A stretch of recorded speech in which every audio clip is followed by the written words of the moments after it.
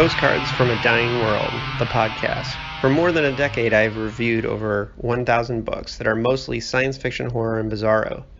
This feed will feature bonus audio I have produced over the years, as well as a monthly digest of reviews based on what I've read each month, plus the occasional bonus material about my own fiction. Thanks for listening.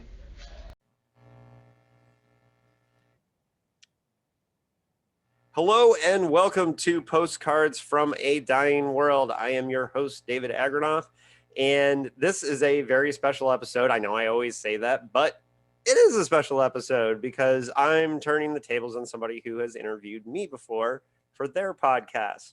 And yes, you're a real podcast when you get interviewed by other podcasters, right? And but this is a very critically acclaimed podcast and one of my favorites. Rose Eveleth is the host of the Flash Forward podcast, which is one of my favorites in my feed. And we're going to eventually talk about Flash Forward and what it is. But Rose is a person that I just want to get to know more too. And I want my listeners to get to know so you can eventually figure out, why I am co-signing this podcast, why I want you to run out and listen to it. So Rose, welcome to Postcards from a Dying World. Thanks for having me. I'm excited. Yeah. And, I debated too, whether to invite you to cover a Philip K. Dick book on dickheads, but we're here. And I do want to talk about your relationship to the future and to futurology, but let's start with where you grew up and how you got into these things. Were you always a science fiction fan? Yeah. My dad is a huge sci-fi fantasy geek, always has been. So grew up just reading all of his books. Both my parents are scientists, so I thought I would be a scientist. And so I was very into the science and the science fiction and the fantasy. And I always joke that I was like too much of a nerd to read Harry Potter. Harry Potter came out like when I was the right age for Harry Potter. Right. Everybody I knew was reading it. I was in the middle of the Earthsea trilogy and I was like, but this is so much better. And I was like, because I was like too nerdy to be into Harry Potter, which is sort of saying something, I suppose. And so, yeah, I always grew up reading those books. I thought I would be a scientist. I went through school to be a scientist and then kind of was very lucky to do a lot of research as an undergrad, kind of get a job in a lab, kind of seeing what that was like. And it became clear that doing the science was probably not the thing that I wanted to do. And so sort of shifted into journalism, science journalism, covering science, covering technology, covering the future, which is a great place to kind of get into science fiction sounding concepts that are real in science and then kind of like into this world of looking at the future. Well, what I really like about your podcast is it's both science fiction and science fact at the same time. And we'll get back into that, but I'm going to drill down because my listeners are nerds and they want to know what kinds of books were on the shelf. But also I'm interested, what city did you grow up in? Were your parents professors or academics in science? So I grew up in New Jersey, in central New Jersey. My dad worked for a drug company and my mom was a stay-at-home mom. Before that, she worked in dermatology as like a kind of like lab manager, kind of like making sure all of the Petri dishes were ordered and like all the sort of like systems worked. And so that sort of was their background. And probably I remember my mom always tells the story. I refused to learn how to read as a kid. I just had no interest in learning and they were very worried. And I remember this distinctly. And I feel like I had a very good reason for it, which was that we were in the middle of them reading The Hobbit to me. And I was like, well, if I learn to read, you're going to stop reading to me. And we're in the middle of The Hobbit and I want to know what happens. And so I, for a long time, refused to learn to read. And then my parents finally got me those like Hooked on Phonics tapes, which I hated so much that I was like, fine, I will learn how to read, which is sort of like a good encapsulation of my personality, I think, in general. So yeah.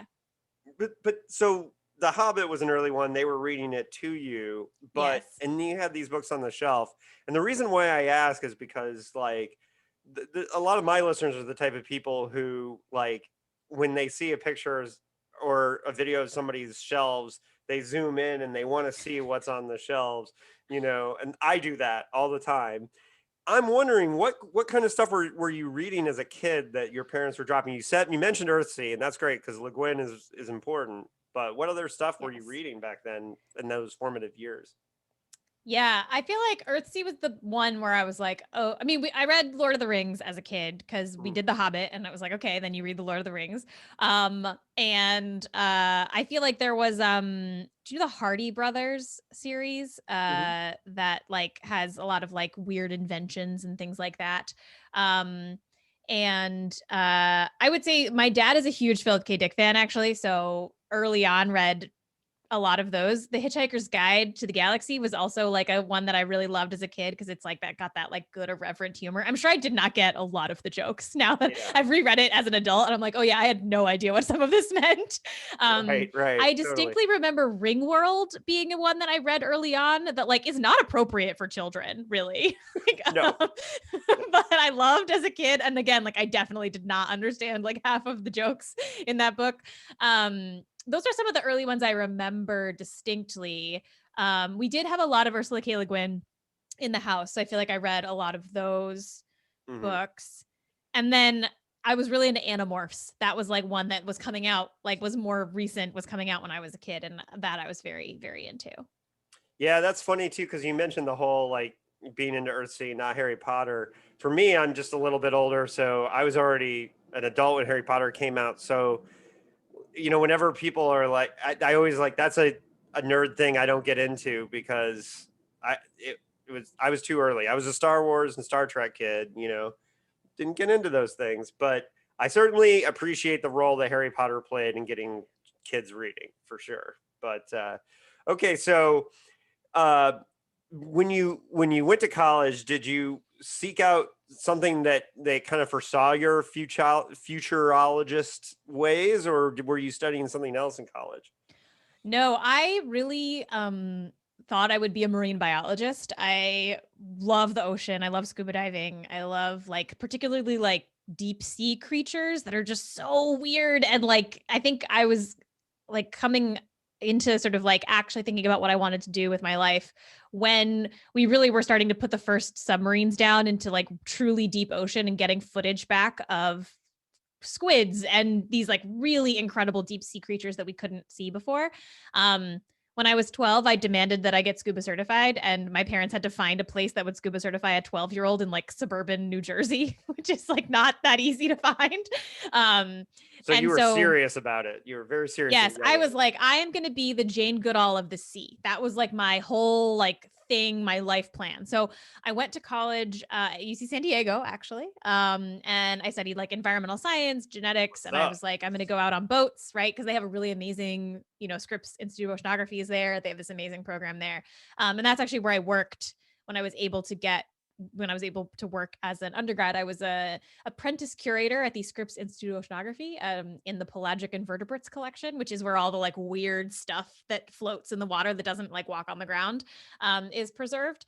And so I was very into that. I thought that would be what I would do. So I wasn't at all into like tech or sort of the future as it's commonly kind of defined. I liked reading science fiction, but even the science fiction I was never a big hard sci-fi fan, like never a huge Heinlein fan, never really into like space operas that much. I actually wasn't even really a Star Trek fan for a long time because I was much more into like I liked the Sparrow, and I liked like the kind of like anthropological Ursula K. Le Guin kind of stories, or Octavia Butler kind of like more about the relationships and kind of the social elements than the like how does the spaceship work.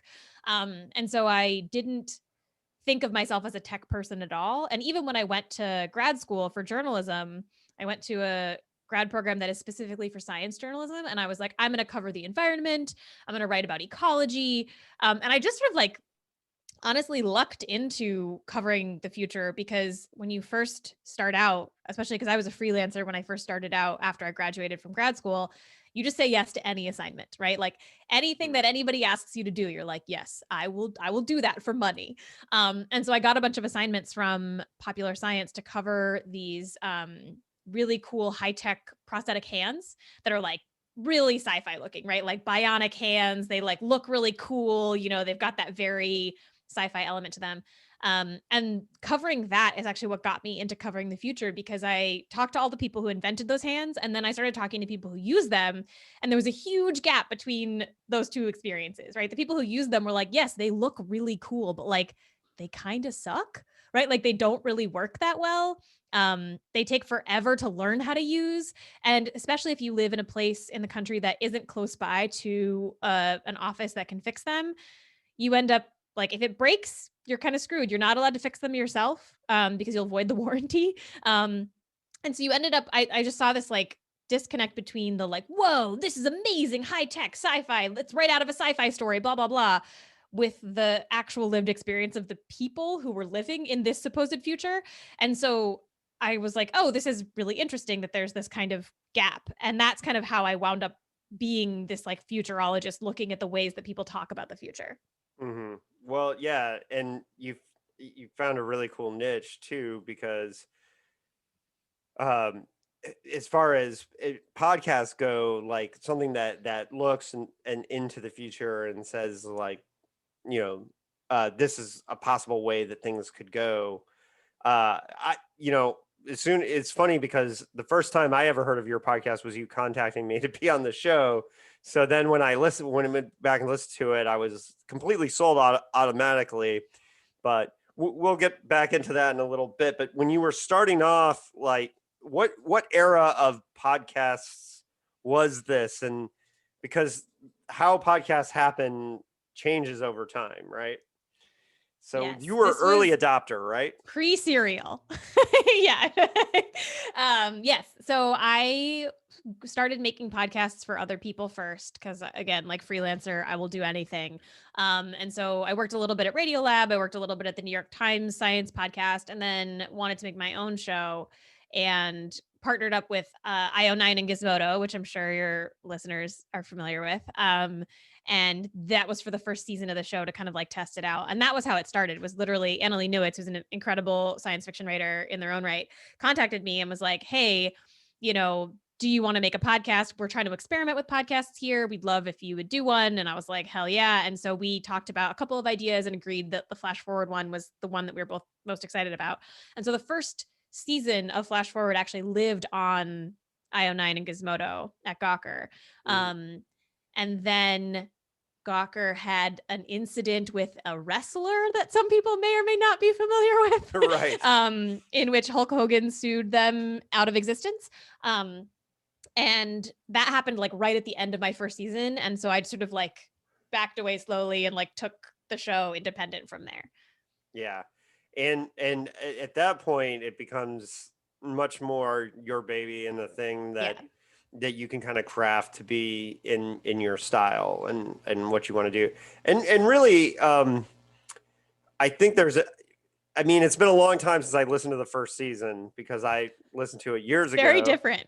It's very different, and so over time you kind of developed your own style and your own thing. Now, when I said that, so well, before we get into what that style is, starting under the umbrella of a network and going independent, it was more kind of a decision that was forced upon you, but I'm sure you're glad you did it, right? Like, what are the benefits of being independent, you think? Yeah. I mean, I think that it was a really good time to go independent, frankly. Wouldn't have been like if they had renewed it for another season at Gizmodo or IO9, I would have absolutely said yes, probably. I probably would have asked for a little bit more money. But like, it was at the time when, I was a freelancer. I was just starting out, like being able to be under a masthead like that was really helpful. But in hindsight, it was actually a really good time to go independent, because it was at a time when podcasting was sort of really becoming popular again, after kind of like being popular a couple years before and then fading and then kind of coming back. And it was also at a time when there were a bunch of independent podcasts who were kind of making it work. So like, Welcome to Night Vale. And there were a couple of shows that I could kind of look to and be like, oh, wow, they're doing it. Maybe I could do it too. Um, the benefits is that I own it, right? Like I own 100% of the show. They can't, like, no one can fire me and replace me with a different host.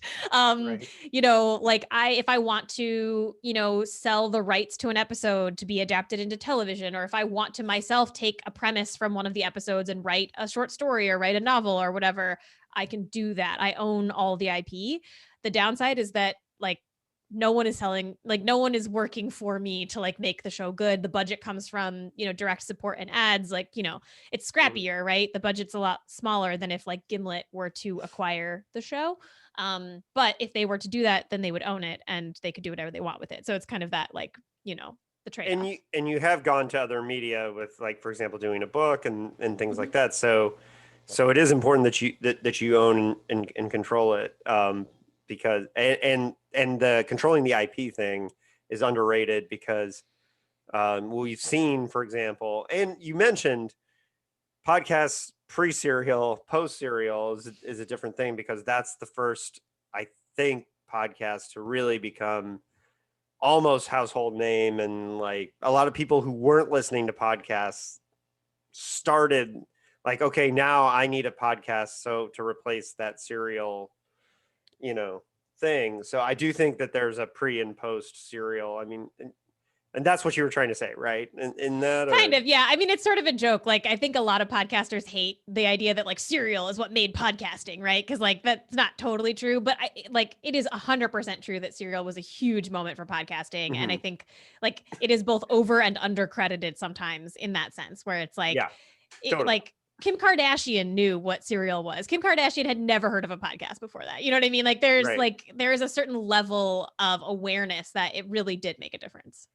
Well, and it's okay to, I mean, I certainly was listening to podcasts before serial, but it's just that, you know, things like, I am having conversations with my sister where she's like literally saying, do you know of another serial or something that's like serial, you know, and then that changes the conversation, you know, a little bit.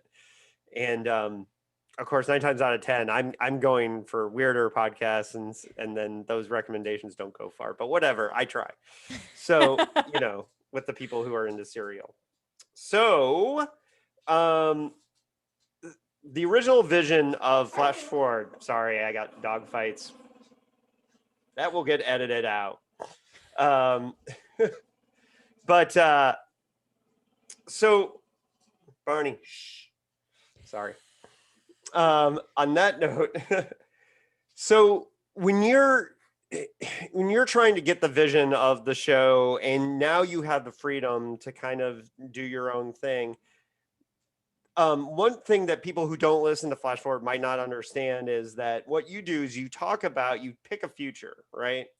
And you explore a future. And the one that we're going to use mostly for an example, because it's the most recent episode that I've listened to, is, for example, you take a subject of what if everybody lived underground, and then you explore the idea of people living underground. I was a guest in an episode that was exploring the idea of the future without meat, right?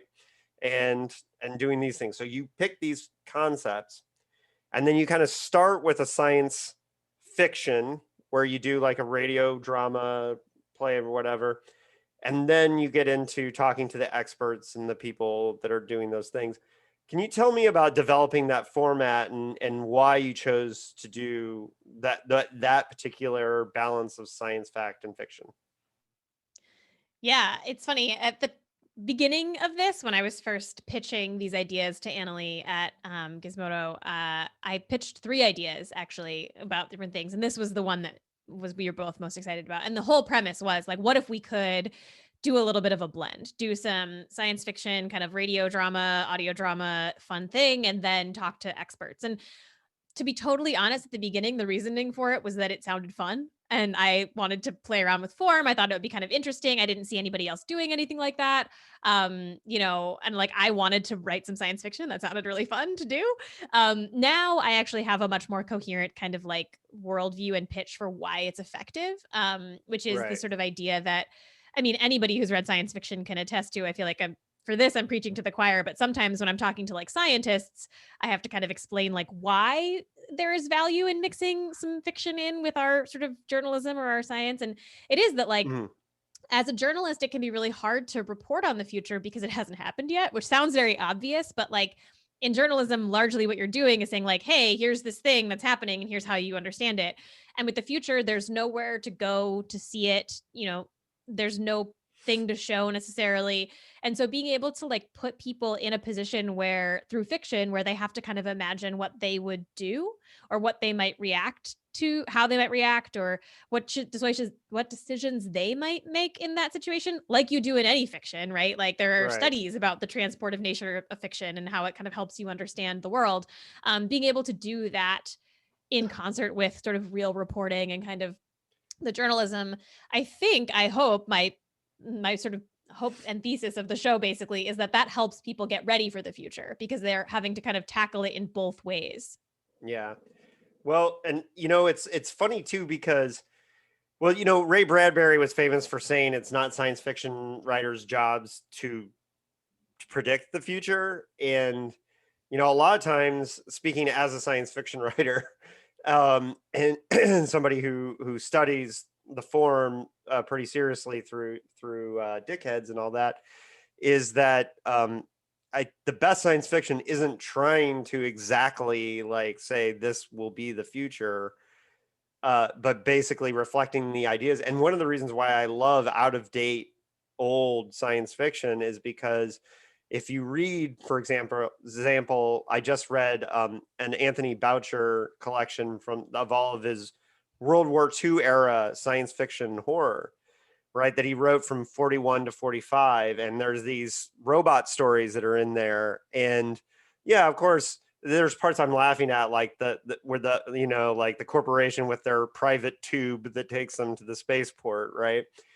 But to get a speculative idea of what the future looked like from the 40s perspective 80 years later is amazing. It's really cool. And I will say this, and if there's anybody, because I think there are some science fiction writers that were really good at predicting the future. Probably the best being John Bruner. I don't know if you've ever read any Bruner, but Stand on Zanzibar, The Sheep Look Up, that got a lot of and Shockwave Rider. He wrote Shockwave Rider, which basically predicted the internet, right? And the 1972 doing this. And it's cool when it happens, but I don't think you worry about getting the future exactly right? You just you're talking about the potential, right?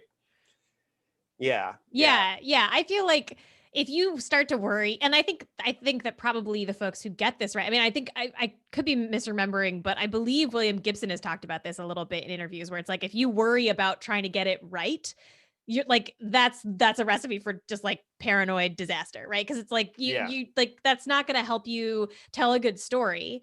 And it's also like often not the point of a lot of science fiction. And I think Gibson often gets it right. Like there's a lot of things in his books where you're like, oh, there it is. Like there it goes. Or even like Brave New World, I find still like incredibly prescient about so many things in terms of just like biotechnology. But yes, I do not think about getting things right. I actually almost never worry that like, oh God, what if this doesn't happen? That's not the point of the show. In many ways, the point of the show is to really help people practice imagining futures and sort of like practice asking questions and thinking about things. So that way, if there is a situation where something happens that is relevant to one of the episodes, people are ready for it and know the kinds of questions to ask. Sometimes we get them right. Like people will, the easiest one is we did a pandemic episode 4.5 years ago now. But like, that's the kind of thing where experts have been saying it's a matter of, when and not if for forever. So it's not particularly impressive to have gotten that right. But we've done other episodes where it's like, couldn't be more wrong, right? I did an episode at one point about what, this is pre-Donald Trump being elected, what's going to happen when like all of these people, teenagers who are like growing up online, have this pretty extensive documented history of like having bad opinions, because that's what teenagers do, and like just having bad opinions. Like, will they be unelectable? We have an entire, like, how do we think about the future of at what point do we decide that like something you said when you were a teenager is like disqualifying for elected office. And then Donald Trump gets elected and it's like, oh, who cares? Apparently, like it doesn't matter, And so like there are things that we've gotten totally, totally wrong already. And I don't worry about it because I feel like it was still an interesting exercise to have to think about that. Mm-hmm. Well, it would be interesting to maybe go back and revisit those, especially the ones where you feel like, how Rose was right, now Rose was wrong, kind of thing. Might be a fun thing to do, and fun for your listeners who remember all these episodes, right? And no, I mean, I've experienced it as a science fiction writer too. There's several times where Vegan Revolution with Zombies, people have said to me, like, sent me humane meat articles or articles about Impossible Burgers, where they're, like the way they're advertising them is similar to things I had in the book. Or I wrote a sci-fi novel a couple of years ago called Ring of Fire that is very much about wildfires, and it puts me in a hard position because, like, I have a lot of people every time there's a new wildfire saying like, oh, there it is again. And I don't want to be the guy promoting the book like, hey, get your wildfire read on with my book, right? But it is what it is. And I feel like John Bruner in the 70s was probably the same way with pollution when he wrote The Sheep Look Up. Like, he wasn't happy about it, about being right and being the Silent Spring of science fiction. But, it happens. So, all right. So when you're, let's talk a little bit about doing these speculative radio plays and that are at the beginning. Now, I admit, I know some listeners of Flash 4, they're not the favorite part, and they're not mine. I like the latter parts of the show a little bit more too, but I don't skip them. I know how much work you put into them, right? And I also think that what you're doing is you're setting the stage for giving people an idea of how this feature could be put into work, right? And so, so what goes into that's got to be the hardest. Is that the hardest part of making an episode, is doing that radio play? Sometimes yes and sometimes no. Like some of them are just like, oh yeah, like this is what we'll do. We'll do something, or we have an idea already. And, it's a little bit like of logistics of like getting the voice actors and sort of like doing the sound design or whatever. But for some episodes, that part feels like the easy part, and the actual kind of like structure of who to talk to and what to touch on and what to keep and what to cut, right? Like we end up often leaving a lot on the cutting room floor in terms of just like people saying really interesting things that the show it used to be under 20 minutes in that first season. And now the show, I try to keep it under an hour. So we have more time, but we don't have unlimited time. And there's often a thing that we just like can't get into. And so sometimes that's the hard part. And sometimes that's the easy part. It just sort of depends on the topic of the episode, or if I have like a very clear idea for what I want that to be like. And then other times it's like, oh, how are we going to like show this in drama form that like also makes sense? Like you can't see anything, which is very obvious to say about audio, but like there are certain situations where it's like, you don't want the characters to be like, yes, here I am underground, like you don't want them to like do too much cheesy. I mean, there's a little bit of that because sometimes we'll like try and lean into like kind of like cheesy old school radio play, but like you also don't want the character to just like announce like something very awkwardly to like get you to where you need to be. So figuring out how to show something in audio drama form in a short amount of time, usually they're under 5 minutes, that can be sometimes challenging. Mm-hmm. Yeah. No, and I'm not, I like those parts of the show are fine. I just, for me, the latter parts with the interviews and the experts, and specifically like, and I was going to talk to you about the idea of, you're the voice of the show, right?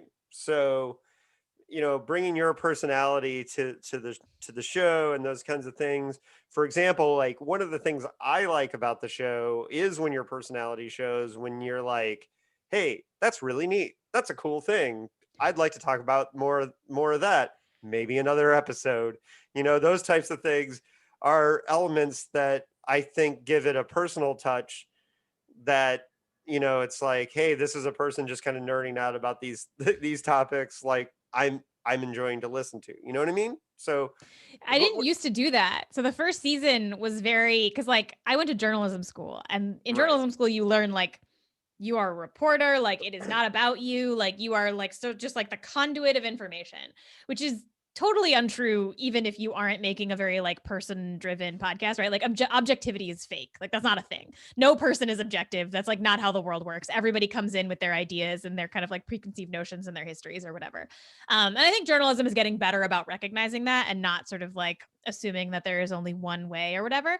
But the first season, I was very like, I am just here to like present the information and like give you these interviews and not really say what I think and not really have kind of like a personality. And I sort of slowly grown into putting my opinion even in them. And for a while I was very uncomfortable doing that because I was like, oh, like I don't want anyone, I don't know. I just had to like hang up about it. But I do think that like, yeah, like how if I think something is cool, like I'm gonna say it's cool. Or if I think something is like bullshit. Can I curse on this podcast? You can curse all you want. Excellent. If I think something is like total bullshit, like I will say it. Like I don't know. I feel like there are certain moments where like it does a better service to the listener to actually know like where I'm coming from or like know what my opinion is about something so that you can evaluate like whether you agree or disagree or like how to like think about the episode. Yeah. Well, and I think it's funny too because when you're doing the kinds of podcasts where you're editing down and you're taking bits and pieces of interviews and using them, you get to kind of also choose how you shape the message a little bit as well. And it's funny because just having been a guest on Flash Forward, I have one experience of like, being in the full interview and I felt like one of the reasons why I felt really or was really into listening to your podcast, and then this is a kind of inside baseball thing, but I knew that only bits and pieces of my interview were going to be used.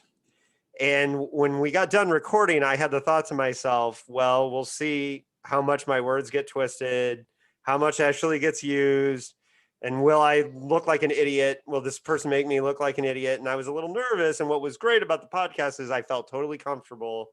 I felt like I was represented. So now when I hear you interviewing other experts, like just personally, I have a little bit more trust because I felt like, I'm sure there were things that I was like, well, I wish, I said this or that, and I wish that had come across. But I felt like I was represented well enough that now I have trust listening to you as an interviewer with other people. So I just want to put That's so nice. I'm glad. Yeah. I mean, I do try really hard to like, well, first of all, like I never cover anything where I'm like trying to make like there are certain kinds of journalism where like you're kind of trying to set somebody up to like say something or like this is not investigative podcasting, right? You know what I mean? Like I'm not trying to like, get anybody into a position to like admit something that they shouldn't, say or whatever.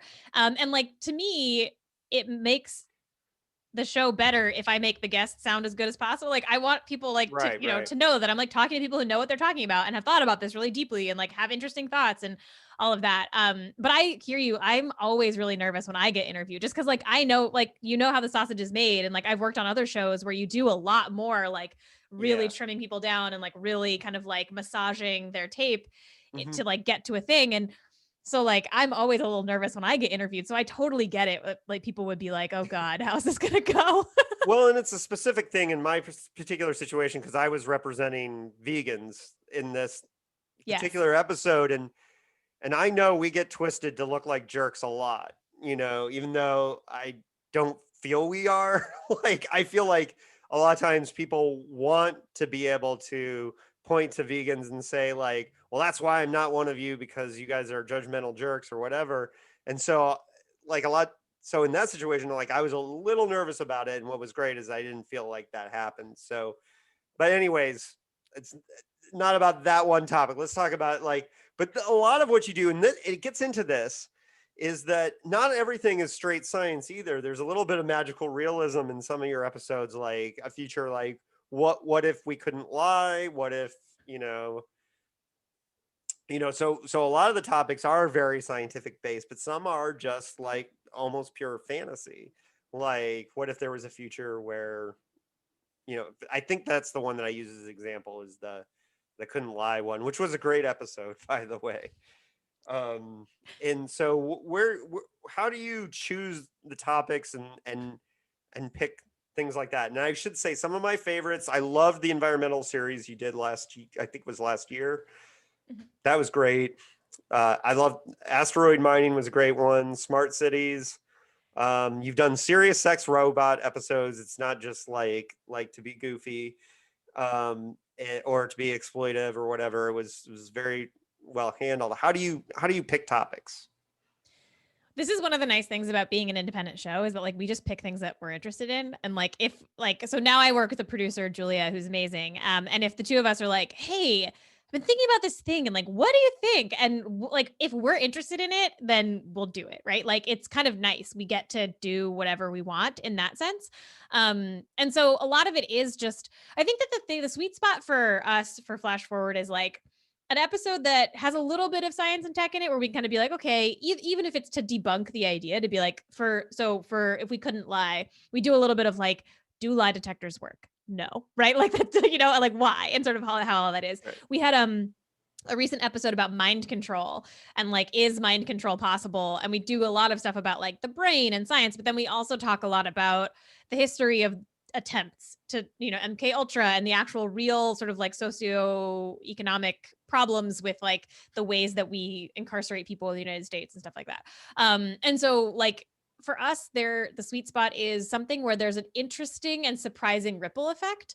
And so it doesn't really have to be, I mean, the first season, I think maybe the first episode, maybe the second episode of the show ever was what would happen if space pirates dragged a second moon to Earth and the Earth suddenly had two moons, which like is probably not going to happen, but like kind of lets us talk about a bunch of cool things. And so really like the unsatisfying answer of how we pick episodes is like things that we think would be interesting and that like we get interested in. We're doing an episode coming up about a sort of legal precedent around what would happen if the entire world adopted this sort of like up and coming legal idea of places as people. So environmental personhood as kind of like a legal thing, which I'm sure you've like read about probably as well for animals is a thing that people are talking about in terms of like giving animals legal rights. But there is also this movement to give places legal rights so that you could be sued by a river, for example, which I find deeply that's fascinating. That's a very important topic, and I think it's one that's way overdue, and actually one I've written about a little bit in short fiction. So and as an activist, we approached those issues almost 20 years ago in Indiana when we were fighting a golf course, and now the land is a nature preserve, but and thankfully right now it is preserved, but we thought many times over the years, wouldn't it be great if we could give this spot rights so it doesn't need us to defend it? Yeah. Right? Yeah. It's fascinating. And there's some cool cases that are happening right now that are gonna, I think, be very interesting to follow. So yeah, it's truly just like shit we think is interesting. Yeah, but with a lot of these magical, realistic kind of like ideas, I do like how you bring it back to these things or bring it back to the science and come about it. But has there ever been one that was just too weird that you couldn't make it work? Or we have killed a couple of episodes over the years, but largely, honestly, it's not usually because they're too weird. Those are ones that are like almost easier in some ways. Like as long as there's something interesting for us to talk about, then it's pretty easy for us to justify doing like, what would happen if everybody woke up and was face blind is another one that we did where you couldn't recognize anybody's faces. Like there's interesting stuff to do there. The places that we've killed episodes have actually been when we were going to center the episode around a particular piece of research. And then in sort of doing the interviews with the scientists or digging into it, we kind of realized that like just the science wasn't there. And we didn't want to do a whole episode premised around one piece of work that like just doesn't really hold water, or at least like needs work confirming. But there are some exceptions to that. We did a head transplant episode, which is not science that is reliable. But we talk on the episode about why we ended up doing it as opposed to just killing it. But yeah, there are a couple where it's like, I saw like a really interesting sounding piece of research. We talked to the researcher and then are kind of like, ooh, I don't know if we want to like promote this research because I'm not sure that it's actually legit, or like it might not hold up. And so we try to be good about that kind of thing in terms of like not making claims that some specific individual piece of research is like definitely true and is going to be the way forward, if it's especially around things like brains and behavior. I don't know. There's just some like we try to be a little careful about that stuff. Yeah. Now, so how do you pick the people that you're going to interview and and do that process? And what are some of the coolest surprises that you've had with the interviews? And what are some of the weirdest ones, I would say? Like, Ooh. Everyone is so cool. Like everyone's super nice. I feel like one of the coolest things I think about being a journalist is that it gives you the right to just like email somebody and be like, "Hey, can I ask you some questions?" And like, especially in the realm of science, they largely say yes. I used to work at ESPN at 30 for 30 doing sports documentaries, and like retired athletes are way less fun to interview than scientists are and like science fiction writers, which is probably not shocking to hear. yeah. But like, especially when you contact a scientist who's like spent their whole lives doing this work, and like often we're in like weird esoteric fields where they don't get a lot of media coverage, they're so excited to talk to you, and it's like really fun, and they'll talk your ear off, especially historians. I feel like I've learned I have to book an extra half hour because they just have like a million things to say, and they're super interesting. Like, this is not a complaint. I love talking to historians. So I feel like largely it's just a joy to talk to people. And they often will raise questions that like I had never even thought about, or just things that like would never have occurred to me to ask. This isn't from Flash Forward, but one of my favorite interview stories was when I was early on. I was working at a local radio station in New York, and we interviewed a chemist about something, and he's a Nobel Prize winner, and that's part of why I like that his work was on this. And at the end of the interview, I always ask the same question, which is like, is there anything that we didn't talk about that you wanted to talk about, or like a question you thought I was going to ask you, or like anything that you want to say at the end? And he was like, thought for a second, and he goes, "Well, you could mention the fact that I have a Nobel Prize." And I was like, "Oh yeah, no, we were gonna mention that. It just like wasn't a thing I asked about." It was just he was very sweet, and it was like very cute for him to be like, "By the way," it was very, very funny. Thing. But well, yeah, it's funny because you find even like Sean Carroll, who's a famous physicist, is doing a podcast now because he's discovered like, hey, I get to call these people up and they'll talk to me.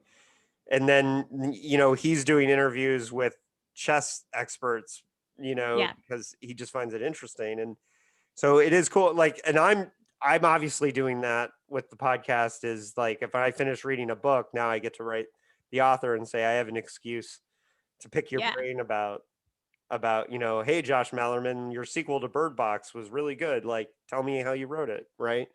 And that's fun. So anyways, so that was one of your coolest. Now, what was one of your weirdest experiences interviewing somebody? It can still be positive, but just downright Yeah, I'm trying to strange. think. I mean, like being a like woman in journalism, like some of them are just not good. Like sometimes you talk to men who are just like bad people and Yeah. mean. So I won't do those because those are not fun.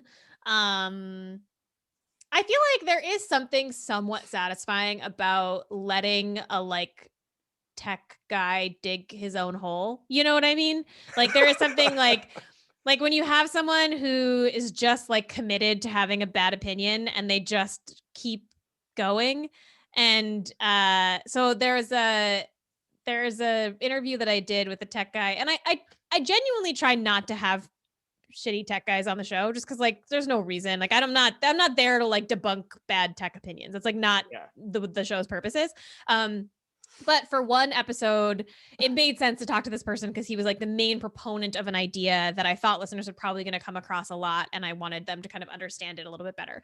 Or for example, I did interview the head transplant guy who was just like, would just say anything, and like any question that you had.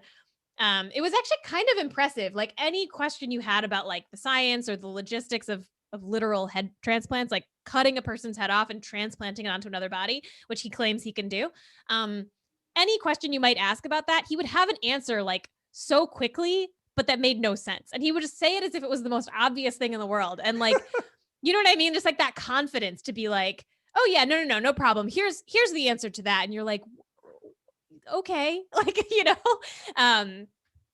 yeah, it head was I think transplant might that's be one yeah, of the weirder ones. definitely. And we went back and forth about whether we should even interview that guy because like he's so clearly full of shit. But because we were addressing, I mean, he is the person who claims he can do this. And I actually, frankly, I emailed him and I did not think that he would respond because he doesn't do a lot of press.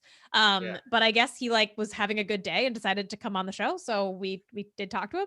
But that was a weird one. That was a weird one where I was just like, I knew going into it was going to be weird. And yeah, just having to kind of ask him a bunch of questions that I knew he wasn't going to have answers to, and then have him yell about how I needed to watch some video on the internet. I was like, okay, thank you.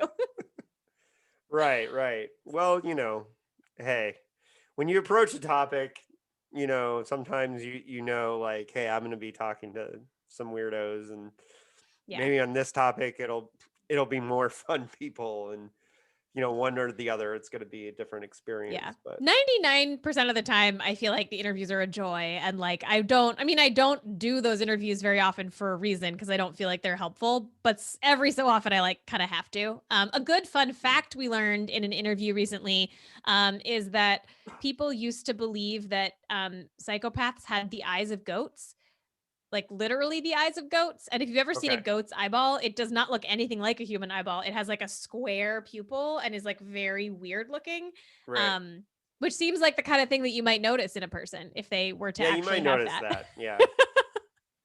And it would make profilers at the FBI's job a lot easier. So easy.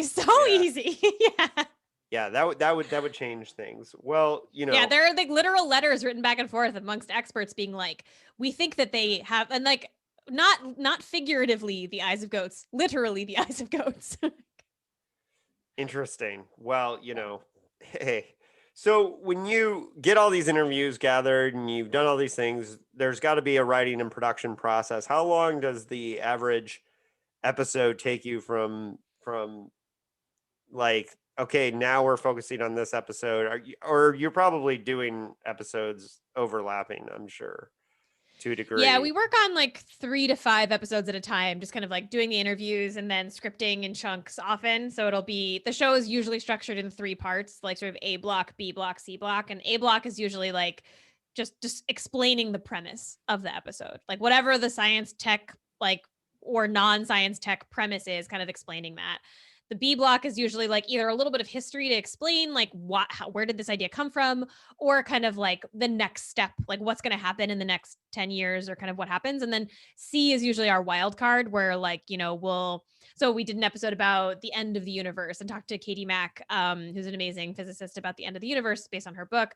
And so for A block, we just had Katie describing all the ways the universe could end. B, we had a psychiatrist talking about how to cope with being anxious about the universe ending.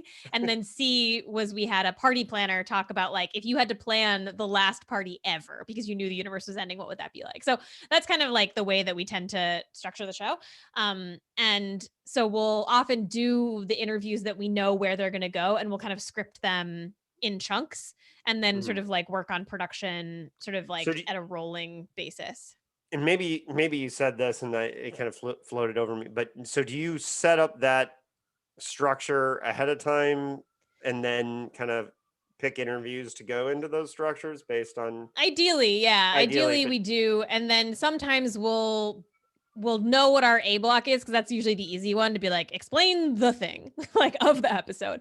And then other times we'll kind of fish around for B and C, and it doesn't always line up exactly that way. So sometimes we'll do an interview and that person will say something and we're like, oh, we should do a section on that, and we should sort of talk about that. So it's kind of it never is quite as, methodical as you might because things change as you talk to people. But yeah, we try to kind of go after people based on what we know we kind of want to talk about. Yeah, and look, even just doing Dickheads and doing our Philip K. Dick podcast, we've had the experience of there's times where you talk to the thing about it is there's a lot of PKD fans, for example, who are obsessed with his Gnostic ideas and the pink laser beam of truth and that whole thing. And our hosts on this show, we're more into him as a writer, and we don't really care about the spiritual Philip K. Dick stuff as much. But we have to interview some of those people sometimes, and we got to take them seriously, even though we think it's kind of loopy and weird. So sometimes, we're in the same boat as you when you're doing these interviews. And when you structure shows, a lot of times you have to think about like, am I going to lose people for that are like us if we go too far into this avenue? And so I would figure that a lot of times with flash forward, you can't get too far away from the science. If you're doing those things, you have to kind of look at the balance of those things. You Yeah, we also try have to to make it balance it entertaining out. to listen, right? Yeah, I think that it's funny when I was an intern at Radiolab. It was right around the time when Radiolab was shifting away from being like almost all science to doing a lot more stuff that was like non-science. And one of the jobs as an intern is to respond to emails from listeners. Yeah. And many listeners were very upset that Radiolab was starting to like tackle non-science ideas and non-science topics. And so I kind of always had that in the back of my head when I was doing Flash Forward. And we tried to go into it kind of, even in the first season, there are episodes that are not about science. There's an episode about what would it be like if we eliminated borders, right? There's an episode about what would it be like if gender was more like hair color, where like you kind of notice it about somebody, but it's not, necessarily the most defining thing about them. And you can change it kind of like however you want.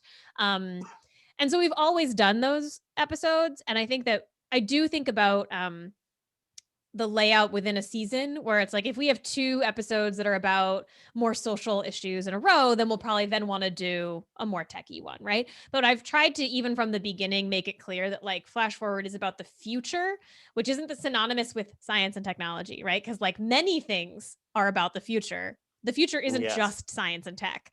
And so trying to kind of always make that very clear and message that very strongly from the very beginning, I think helps. And I know that there are listeners who will see some of those and they'll be like, I'm going to skip that one because they're not interested. And I also know there are listeners who skip the science and tech ones because they don't care about those ones. So I think I've tried to establish a balance. Mm-hmm.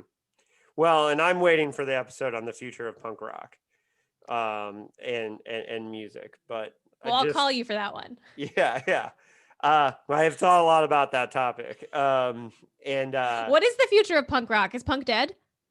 Well, no, punk's always kind of been a zombie to a certain degree. I'll tell you another person who's written a lot about it would be a good person to talk to for that is John Shirley, who was co-screenwriter of The Crow. And William Gibson called him Cyberpunk Patient Zero. He and I have worked together on stuff before, so he and I are friends. But John, was writing about the future of punk rock in science fiction as far back as 1978, right? So so I think about a lot with him. We've talked a lot about it's weird. It's really weird because you try to think of the most extreme music and try to extrapolate it out and mix it with technology. It's an interesting thought experiment, let me say, for science fiction writers. But I digress. And this is about Flash Forward. Nice try to interview me for a second. But so you usually work on you probably map out whole seasons at the beginning, right?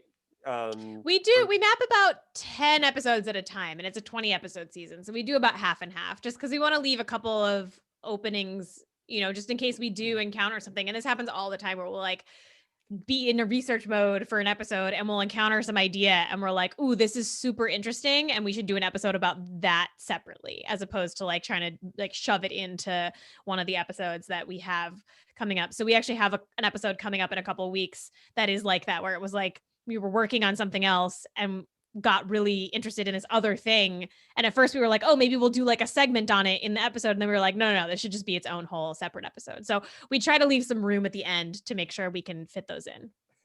Well, and what's interesting too is when you listen, like, and I'll use the Underground episode because I listened to it this morning as an example. Like, there's some really cool, like every once in a while too. Another thing that happens on Flash Forward is you drop like a fact, like that the like in that episode, the deepest hole that's ever been dug in Russia, is 48,000 feet below. And that's super interesting. The city that's underground in Australia, that's interesting. The guy who's trying to design an underground Singapore, which is fascinating because I would recommend to anybody who wants to who thinks in future terms, on YouTube you can put in like 4K drives of Singapore if you've never visited. But even just watching somebody drive around Singapore, you can see that this is a city that's thinking about the future, right?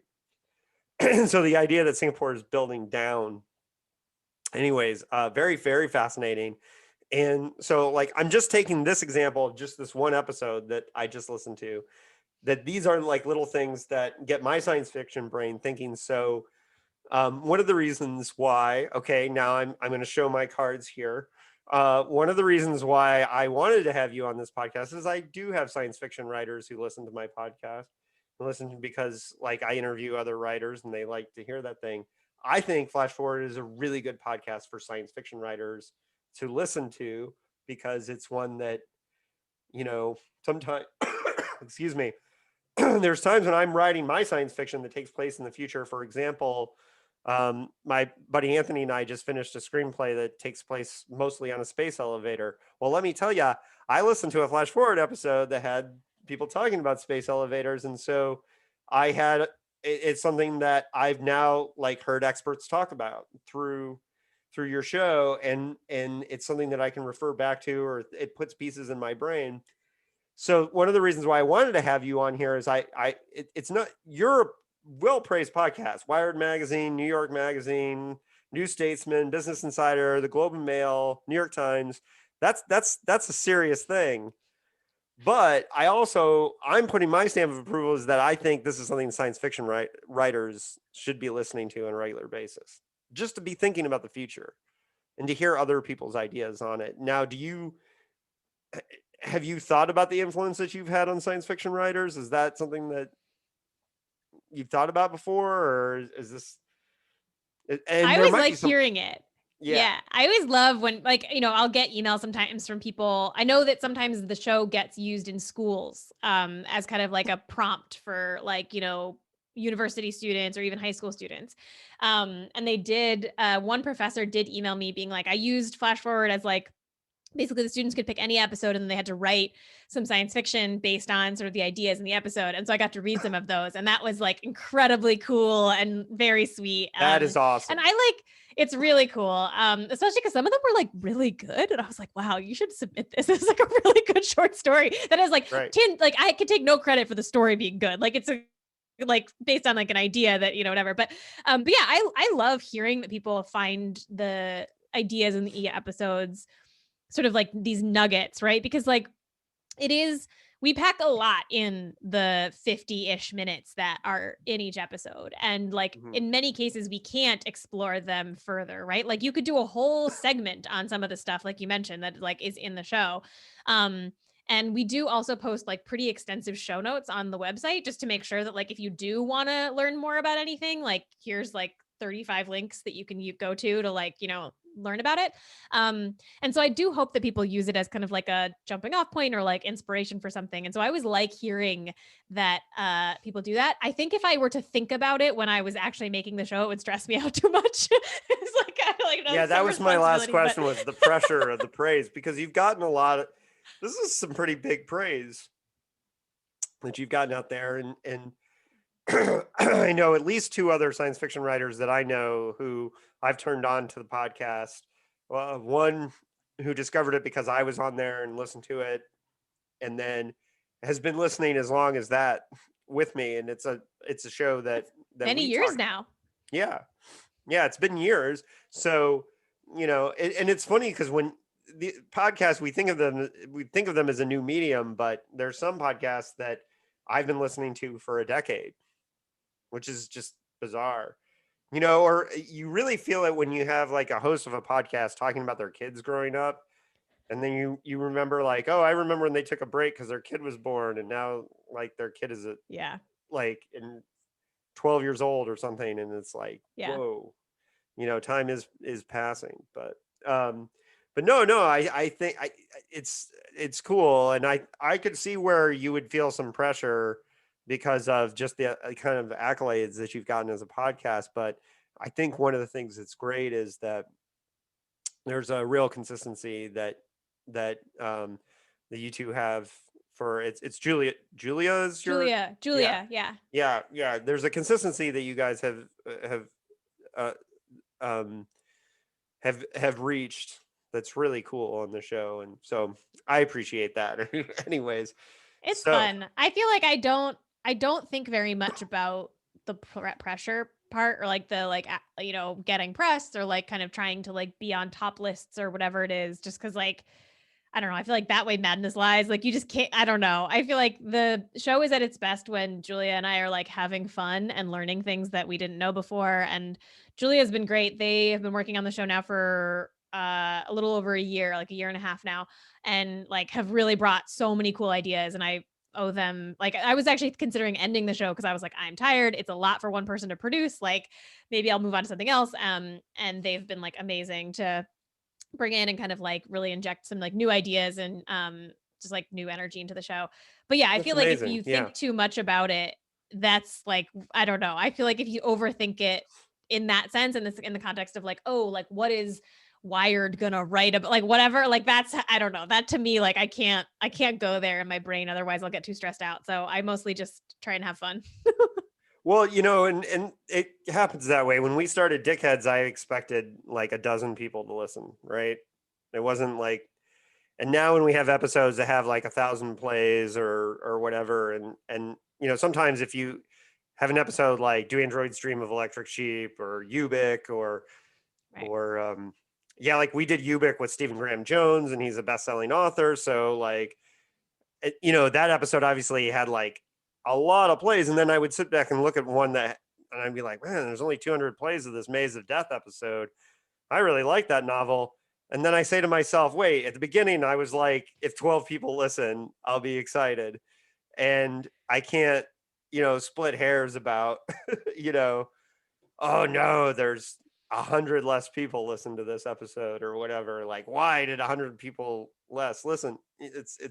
You're right. There's madness there. And you just, Yeah, it's just you get, yeah. When I used to work at the Atlantic, you have access to this dashboard that shows like every piece and how many people are currently looking at each link, and like all of the like analytics that you get in the back end of a big website. And I tried to just not look at it because like it is so easy to just get super obsessed with those numbers as a metric of what's good, and that's not true, right? And like objectively we all know that that's not true, but it's so easy when you have that data in front of you to suddenly feel like, oh god, like this isn't performing or whatever. And like some of the episodes that are my favorite episodes are not the ones that do the best, right? Like, and right. that's just like, that's how it is, right? Everybody reacts to things differently. And also like it's a pandemic, people are listening weirdly, like people don't have their commutes, like numbers are going to be weird. And so I try as much as possible to just focus on like, am I interested in this topic? Am I having a good time? That's all I can ask for.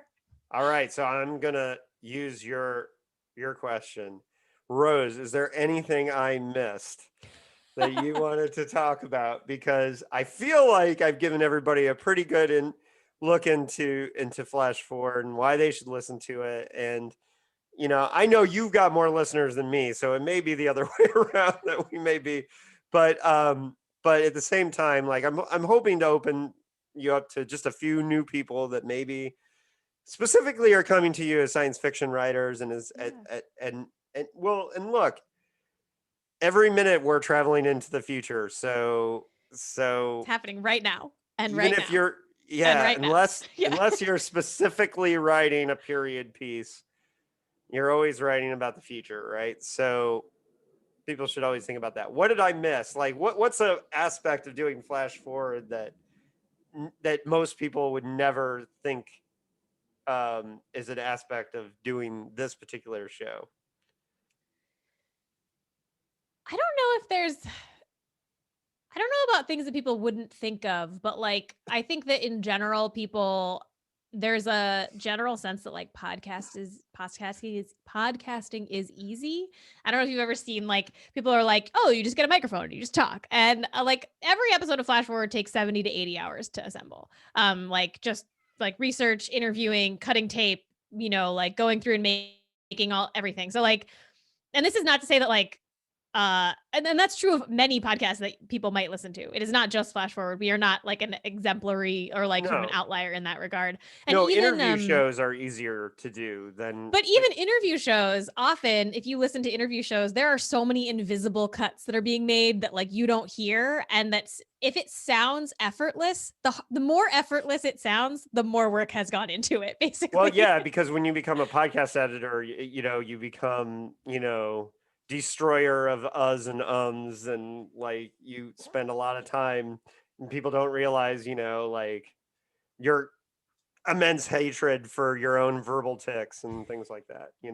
Yeah, and I just encourage everybody who listens to podcasts to just like listen to the number of people that are in the credits of podcasts. So like, and just like The Daily, for example, which I think is a show that a lot of people listen to. If you listen to the number of people that are in the credits of The Daily, it's like 35 people. Yeah. And that like is like, and so when I think that just like recognizing that not just Flash Forward, like podcasts are hard to do, and like give podcasters a little more credit, I think is the Good only thing I podcasts would are say. hard to do. Yeah. Yeah, that's true. Yeah. Good podcasts are hard to do, right? If a podcast is just literally you sitting down with a buddy and like talking for 3 hours, that's probably not going to get a lot of people to want to listen. Well, right, and a podcast like Flash Forward or The Daily is a great example. These are produced podcasts that have segments and are edited together, and they're not just like hit record and put it up. And for anyone who thinks that I do that, I will tell you I crush all the uhs and ums as much as I can, and I spend a lot of time doing that. So I don't know how to do that in the videos, so those show up in the YouTube, but I don't know how to do that yet. But because there's faces and things like that, Much harder. Yeah, much yeah. harder. I can do that with audio. I'm letting you off the hook for that. Yeah, yeah. Well, and that's the thing is I just don't have the video skills yet. So nonetheless, well, yeah, and I appreciate it because Flash Forward sounds great. It always sounds great. And I'm sure just doing the science fiction radio parts are a lot of work in their own right. So that's a cool thing, and I think you guys are always thoughtful. Flash Forward is a thoughtful podcast. It's really well done. So on that note, I will tell my listeners that you can get Flash Forward at wherever you find podcasts. You have a great website and you have a book. So let's tell the folks about the book. Oh, and I should have grabbed a copy to show off. Normally, I have one.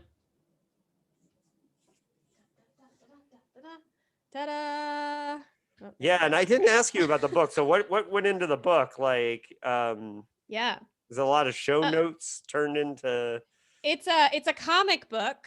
Every episode is a different comic by a different artist. And wow. then it's followed by essays by me about that future. So it's kind of similar to the way the show is structured, where there's like a fictional element at the top and then sort of like more journalistic at the back. It's the same thing. So it's 12 different comic artists doing 12 different comics and then an essay from me afterwards. And it was really fun. A lot of work to put together because wrangling 12 different artists and like doing 12 different 16-page comics is like a whole thing that I learned how to do, which was very cool and very fun.